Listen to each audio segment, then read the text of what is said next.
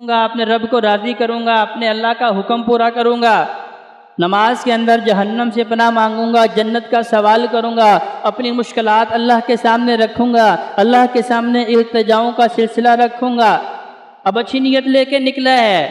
میرے ایک نمازی تھے، 2-3 سال پہلے کی بات ہے، عشاء کی اذان میں نے پڑھی، بالکل مسجد کے پڑوس میں رہتے تھے، گھر سے وضو کر کے نکلے ہیں، بمشکل 5 قدم، بالکل مسجد کے ساتھ والا گھر ہے، 5 قدم وضو کر کے گھر سے نکلے، مسجد کے دروازے کے سامنے ہارٹ اٹیک آیا ہے، اللہ کو پیارے ہو گئے۔ کتنی بڑی حقیقت، وَلَن يُؤَخِّرَ اللَّهُ نَفْسًا إِذَا جَاءَ أَجَلُهَا۔ اب ان کی وہ نیکی تو اللہ نے قبول کر لی، گھر سے نیت کر کے نکلے، اللہ فرماتا فرشتوں سے اسی وقت لکھ لو، اس بندے نے اچھے کام کی نیت کی ہے، اور جب وہ کام کر لے پھر 10 گنا بڑھا کے لکھو، یہ اچھے بندے کی۔ لیکن دوسری جانب ہمارے جیسے کہ اذان سنی، گھڑی پہ نظر ہو، ابھی 25 منٹ پڑے ہیں، قاری صاحب اتنی پہلے اذانیں دے دیتے ہیں کہ ٹیلی ویژن کے اوپر ڈرامہ لگا ہے، یہ پورا کر لوں، یا موبائل کے اوپر کال کر رہا ہوں، یہ پوری کر لوں۔ وَلَن يُؤَخِّرَ اللَّهُ نَفْسًا إِذَا جَاءَ أَجَلُهَا۔ بھائیو، ہمیں چونکہ قرآن یاد نہیں، ہم اس قرآن سے ہدایت حاصل کرتے نہیں، ہم نے اس قرآن کو صرف اپنے مردے بخشوانے کے لیے رکھا ہے کہ جب ہمارا کوئی پیارا عزیز دنیا سے رخصت ہو جاتا ہے، کیا جی اب اسے قبر میں دفن کر دیا ہے تو اس قبر پہ کھڑے ہو کے اس کو قرآن سنائیں۔ بھائیو، اللہ کا الحاکمین نے قرآن میں فرمایا ہے کہ اے مومنوں، تم مردوں کو نہیں سنا سکتے۔ اب اس کے اعمال کا سلسلہ ختم ہو چکا ہے، اس نے جو اعمال کرنے تھے اپنی زندگی میں، اس نے جو قرآن پڑھنا تھا، سمجھنا تھا، جو ہدایت حاصل کرنی تھی، اب اس کا سلسلہ منقطع ہو چکا ہے۔ نبی کریم صلی اللہ علیہ وآلہ وسلم نے کسی قبر پہ کھڑے ہو کے قرآن کی تلاوت نہیں فرمائی، صرف اس کی بخشش کی، اللہ کے حضور التجائیں کی ہیں، اللہم اغفر لہ وارحمہ واعفہ واعف عنہ۔ آپ چند آیات، چند رکوع چھوڑ کے پورا قرآن بھی پڑھ دیں، اس مردے کو 1% بھی فائدہ نہیں ہوگا، کیونکہ فائدہ اسی چیز میں ہے جو نبی کریم صلی اللہ علیہ وآلہ وسلم نے بتا دی ہے۔ تو اس قرآن کو اللہ کا الحاکمین نے میری اور آپ کی رہنمائی کے لیے نازل فرمایا تھا کہ اس سے ہدایت پاتے، اللہ کے جو فرامین ہیں ان کے مطابق اپنے زندگی کو ڈھالتے، تو اللہ فرماتا ہے وَلَن يُؤَخِّرَ اللَّهُ نَفْسًا إِذَا جَاءَ أَجَلُهَا، کہ ایک بندہ جو رب کا باغی نافرمان ہے، اسی بغاوت کرتے ہوئے، گناہ کرتے ہوئے، اللہ کی نافرمانی کرتے ہوئے اسی وقت اسے موت آ گئی ہے، تو بھائیو نبی علیہ السلام نے فرمایا ہے کہ جس حالت میں انسان کو موت آئے گی قیامت کے دن، اسی حالت میں اٹھایا جائے گا۔ اب ایک بندہ شراب پیتے ہوئے مرا ہے، میدان معاشر میں سب کے سامنے شراب پیتا ہوا اٹھایا جائے گا۔ ایک بندہ سود کھاتا ہوا مرا ہے، سب کے سامنے سود کھاتا ہوا اٹھایا جائے گا۔ ایک بندہ زنا اور برائی کرتے ہوئے مرا ہے، سب کے سامنے برائی کرتے ہوئے اٹھایا جائے گا۔ وَلَن يُؤَخِّرَ اللَّهُ نَفْسًا إِذَا جَاءَ أَجَلُهَا، کیونکہ اللہ کا فیصلہ ہے کہ جو اللہ نے وقت مقرر کر دیا ہے، اللہ نے پھر یہ بھی بیان فرمایا لوگو، اگر تم محفوظ قلعوں میں جا کے بھی چھپ جاؤ کہ ہم موت سے بچ جائیں گے، پھر بھی موت سے بچ سکتے نہیں، کیونکہ یہ آسمان میرے اللہ کے ہیں، یہ زمینیں میرے اللہ کی ہیں، میرے اللہ سے کون چھپ سکتا ہے؟ میرا اللہ ایسا بصیر ہے۔ فرمایا تاریک رات، کالی رات جس میں کسی قسم کی روشنی نہیں، چاند کی بھی روشنی نہیں، اور پھر کالا پہاڑ، اور اس کے بالکل نیچے ایک چھوٹی سی کالی چونٹی جو ہے وہ چلتی ہے، میرا اللہ اس کے چلنے کو بھی دیکھتا ہے اور اس کے چلنے کو بھی سنتا ہے۔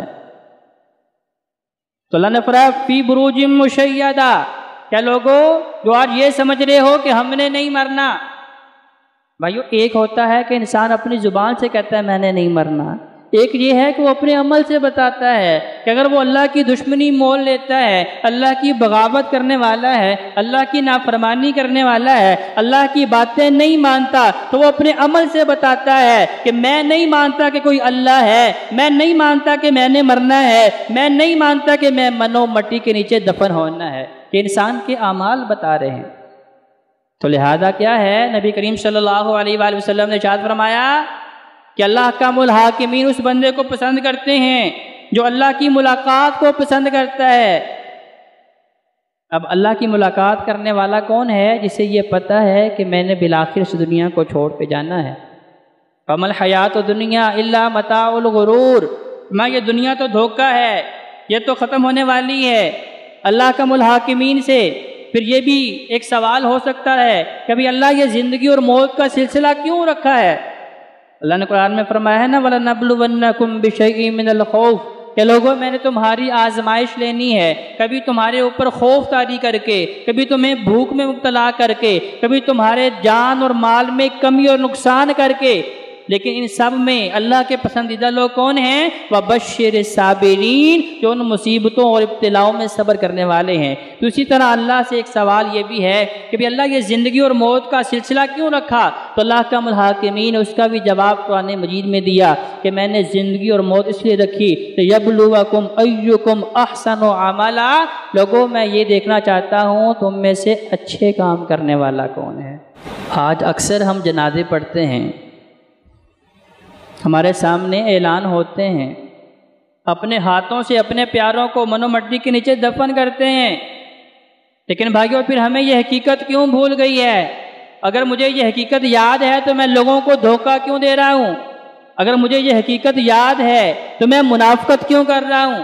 اگر مجھے یہ حقیقت یاد ہے تو اللہ کے فرمودات کو کیوں نہیں مان رہا؟ اللہ کے احکامات کو کیوں نہیں مان رہا؟ جب مجھے پتہ ہے کہ یہ باتیں اللہ کی پسندیدہ ہیں، جب مجھے پتہ ہے کہ یہ باتیں اللہ کے محبوب پیغمبر کی پسندیدہ ہیں، پھر ماننے میں رکاوٹ کیا ہے؟ میں کس چیز کا انتظار کر رہا ہوں کہ میرے اوپر سکرات موت طاری ہو جائیں، میرے سامنے موت کا فرشتہ کھڑا ہو جائے، اس وقت میں اللہ سے معافی مانگ لوں گا اور پھر حق کی جانب بڑھنا شروع کر دوں گا؟ بھائیو جب موت کا فرشتہ نظر آ جاتا ہے اس وقت نیکی کا دروازہ بند کر دیا جاتا ہے۔ نبی کریم صلی اللہ علیہ وسلم نے فرمایا کہ دو گھر ہیں، ایک گھر ہے دنیا کا جو فنا ہونے والا ہے، ختم ہونے والا ہے، ایک گھر ہے آخرت کا جو ہمیشہ ہمیشہ رہنے والا ہے۔ میں کچھ لوگ ہیں جو دنیا کے بندے ہیں، کچھ لوگ ہیں جو آخرت کے بندے ہیں۔ نبی علیہ السلام نے حکمن کہا کہ میرے صحابہ، اے میرے ساتھیوں، اے میرے شاگردوں، تم دنیا کے بندے نہ بننا، درم و دینار کے بندے نہ بننا، کیونکہ یہ چیزیں ختم ہونے والی ہیں، فنا ہونے والی ہیں۔ یہ سب جو ہے دھوکہ ہے، یہ سب غرور ہے، یہ فنا ہونے والی چیزیں ہیں۔ آخرت کے گھر کی تیاری کرنا، تم آخرت کے بندے بننا، کیونکہ فرمایا یہ دنیا جو ہے یہاں حساب نہیں ہوگا، یہاں صرف عمل کرنا ہے، اور آخرت میں حساب ہوگا، وہاں عمل نہیں ہوگا۔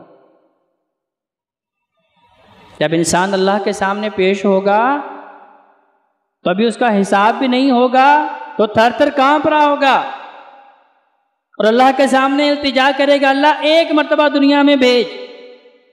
اللہ نے سارا نقشہ کھینچا ہے کہ اللہ کے دربار میں کھڑا ہو کے کہتا ہے اللہ ایک مرتبہ دنیا میں بھیج، ایک لمحہ بھی اللہ ضائع نہیں کروں گا۔ آج دنیا میں کہتا ہے میرے پاس بڑا فارغ وقت تھا، اس لیے میں جو ہے گھومنے پھرنے کے لیے نکل گیا، میرے پاس بڑا وقت تھا کھیل کود میں گزار دیا، میرے پاس بڑا وقت تھا تو دوستوں کے ساتھ گپوں شپوں میں گزار دیا۔ جب اللہ کے دربار میں پیش ہوا ہے کہتا ہے اللہ دنیا میں ایک مرتبہ بھیج، ایک لمحہ بھی ضائع نہیں کروں گا۔ اللہ اب تجھے ناراض نہیں کروں گا، اللہ اب تیری بغاوت نہیں کروں گا، اللہ اب تیرے عذاب کو دعوت نہیں دوں گا، اب اللہ اچھا بن کے دنیاوی زندگی گزاروں گا۔ تو اللہ کا ملک حاکمین فرمائیں گے کیا انسان اب یہاں سے واپس جانا نہیں ہے؟ کیونکہ دنیا میں نے تمہیں دارالامتحان میں بھیجا تھا، مہلت دی تھی، تندرستی دی تھی، تمہارے سامنے نیکی کے موقع آتے رہے، قرآن تمہیں پکارتا رہا، مبلغین تمہیں بلاتے رہے، تمہارے سامنے واعظ کرتے رہے، تمہیں اللہ کی باتیں سناتے رہے، لیکن تو خواب غفلت میں پڑا رہا ہو۔ بڑا وقت ہے، ابھی تو میرے پاس بڑا وقت ہے۔ نبی کریم صلی اللہ علیہ وآلہ وسلم نے صحابہ سے پوچھا میرے صحابہ تمہیں زندگی اور موت کے اوپر کتنا بھروسہ ہے کہ زندگی کتنی وفادار ہے؟ کچھ صحابہ نے کہا یا رسول اللہ کہ نماز شروع کی ہے مکمل کر لیں گے۔ ہر صحابی نے اپنی اپنی سوچ کے مطابق اظہار فرمایا۔ نبی کریم صلی اللہ علیہ وآلہ وسلم نے ارشاد فرمایا مجھے تو اپنی زندگی اور موت کے اوپر اتنا بھی بھروسہ نہیں کہ میں نے آنکھیں بند کی ہیں، کھولنے کی بھی فرصت ملنی ہے یا نہیں ملنی۔ وجاءت سکرات الموت بالحق، میں جب سکرات موت انسان کے اوپر طاری ہو جاتی ہیں پھر اس کا دیکھنا بند ہو جاتا ہے، اس کا سننا بند ہو جاتا ہے، اس کی زبان بند ہو جاتی ہے، اس کے اوپر تالے لگ جاتے ہیں۔ لہذا مرنے سے پہلے کیا ہے؟ ہم نے اللہ کی طرف پلٹنا ہے۔ صحابہ کرام نے نبی علیہ السلام سے پوچھا، یا رسول اللہ بتائیں انسانوں میں سے افضل ترین انسان کون ہے؟ فرمایا تم میں سے جس کا اخلاق سب سے اچھا ہے وہ سب سے افضل ہے۔ جس کی کمی آج ہمارے معاشرے میں ہے، اخلاق نام کی چیز ہمارے اندر موجود نہیں۔ علم بڑا ہے، عمل بھی شاید کچھ نہ کچھ ہو، لیکن اخلاق ہمارے اندر موجود نہیں۔ نبی السلام نے فرمایا سب سے افضل ترین وہ ہے جس کا اخلاق سب سے اچھا ہے۔ صحابہ نے کہا رسول اللہ سب سے بڑا عقل مند کون ہے؟ تو ہماری سوچوں کو چھوڑیں، نبی علیہ السلام نے فرمایا عقل مند وہ ہے جو اپنی موت کو یاد کرتا ہے اور اپنی موت کے لیے تیاری کرتا ہے، اسے پتہ ہے کہ قبرستان چھوڑنے کے لیے میرے بھائیوں نے بھی جانا ہے، میرے دوستوں نے جانا ہے، میرے محلے داروں نے جانا ہے، میرے یاروں نے جانا ہے، لیکن منو مٹی کے نیچے دفنا کے سب نے آ جانا ہے، قبر میں میں نے اپنے اعمال کا حساب دینا ہے۔ تو بھائیو اگر ہم چاہتے ہیں کہ ہم بھی عقل مند ہوں، پھر اپنی موت کو یاد کریں اور اپنی موت کی تیاری کریں۔ اللہ کے حضور دعا ہے کہ اللہ ہمیں صحیح معنوں میں قرآن اور نبی علیہ السلام کے فرمان کو پڑھنے کی، سمجھنے کی اور اس کے مطابق عمل کرنے کی توفیق عطا فرمائے۔